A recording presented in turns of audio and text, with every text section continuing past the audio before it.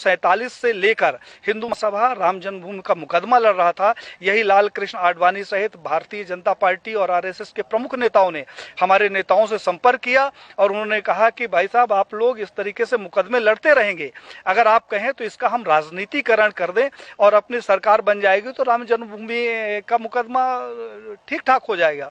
और साहब, हम लोग साइलेंट हो गए, अपनी छाती में इनको बैठाकर पूरे भारत में रथ यात्रा निकाली और उस रथ यात्रा से इकट्ठा हुए 1400 करोड़ रुपए ये लोग डकार गए, जिसका आज हिसाब नहीं है। तो 1400 करोड़ रुपया ये खा गए। हिंदुत्व के नाम पर जो भी प्रखर नेता आगे आता है, कहने के लिए थोड़ा सा बुरी बात है लेकिन कहना जरूरी है, अशोक सिंघल जी को मैंने पत्र लिखा। हमने कहा 1400 करोड़ रुपया जो राम जन्मभूमि का इकट्ठा हुआ कहाँ गया। अशोक सिंघल जी से हमारा बड़ा आत्मिक लगाव था। उन्होंने उसका जवाब दिया और मुझे फोन किया कि पांडे साहब, मैं अयोध्या जा रहा हूं, आप आ जाओ, आपसे कुछ बात करना है। मैं जब अयोध्या गया तो एक गले में वो पीला टॉवल रखते थे, उन्होंने जो शिला रखी हुई थी उसकी धूल झाड़नी शुरू कर दी। हमने कहा कि ये क्या कर रहे हो। बोला, पांडे जी, मेरा अंतिम सपना है कि किसी तरीके से मेरे जिंदा रहते ही ये मंदिर का निर्माण हो जाए। साहब, उन्होंने हमारी उनकी काफी गंभीर चर्चा हुई। उन्होंने कहा, पांडे जी, अभी नहीं तो कभी नहीं।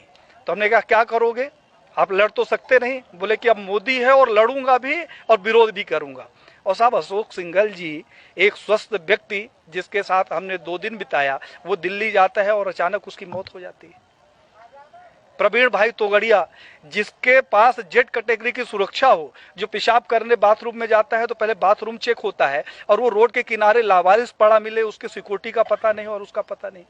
कमलेश तिवारी, जिसकी सिक्योरिटी के लिए 24 गार्ड नियुक्त थे, हमारे पास उसके पत्र हैं साहब, और उस आदमी की हत्या हो जाती है और हत्या का कारण सिर्फ ये होता है कि उसकी सुरक्षा में कमी कर दी जाती है।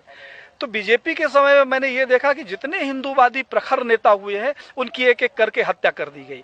अभी 2 तारीख को हमारे पास लखनऊ से फोन आया, हिंडोला थाना कोई पड़ता है, उन्होंने कहा, हिंडोला थाना से बोल रहा हूँ पांडे साहब, गृह मंत्रालय